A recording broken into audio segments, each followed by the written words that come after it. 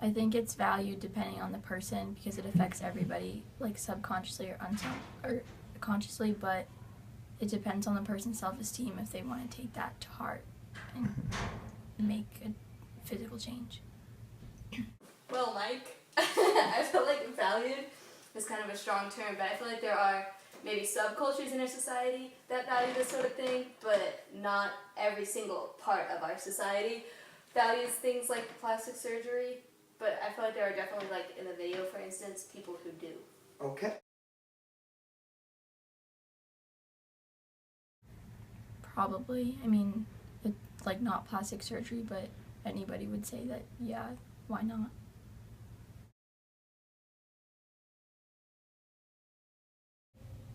I think it's for both because people are always judged by their looks in any field, like professional or social, so if you think it would make, there's pressure, but like to go about and do something about it, I think it depends on the person's self-esteem.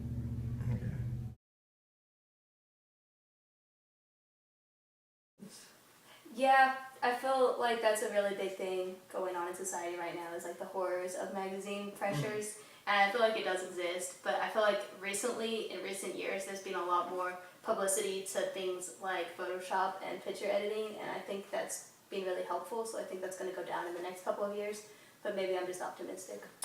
Yeah, because without pop culture and stuff like that, then we wouldn't have an ideal that's like created through technology or like false hope. So if without those things, we wouldn't have any set expectations.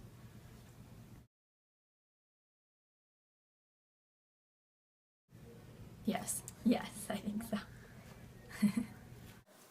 Yes. Especially if that show we just watched is a great example, because if people are feeling like they need to get plastic surgery to look good on their wedding day, which is a day where everyone should feel beautiful no matter what they look like, then they're trying to meet unrealistically high standards.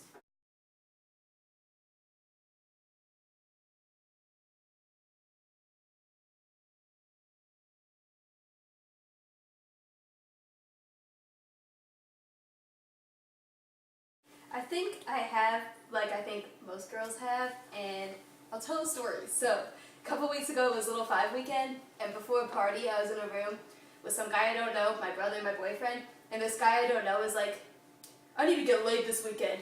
And then he looked at me and said, pretend like you didn't hear that. And then he looked at me again and went, never mind, it's cool that you heard that. Okay.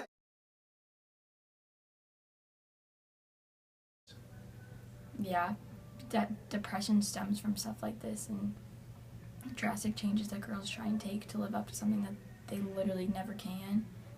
So a lot of negativity comes from expectations people can't meet.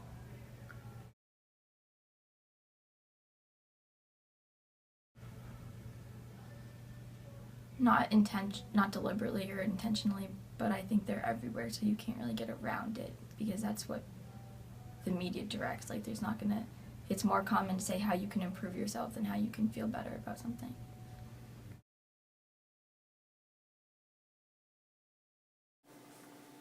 I feel like in that I wear in a lot of places I wear modest clothing where a lot of girls don't wear modest clothing, and I've never worn makeup, and I think at a lot of places like parties on campus, I get ignored by guys, but I do it because I want to be ignored by pervy guys, so that's a good thing. Yeah.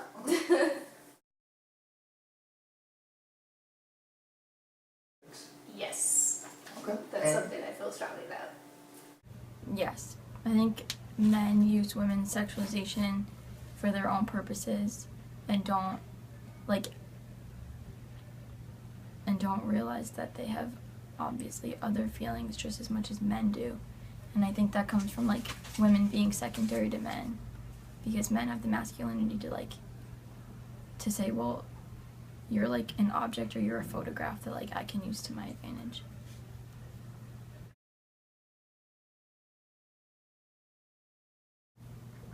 Probably because that's like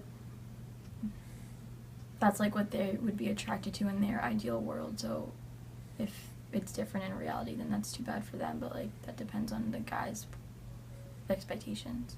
But I think that girls feel like guys are like that. Yeah, I feel kind of bad speaking for guys, but I often get vibes that guys expect women to look a certain way. And so my answer to that question is yes, but I hope it's not offensive.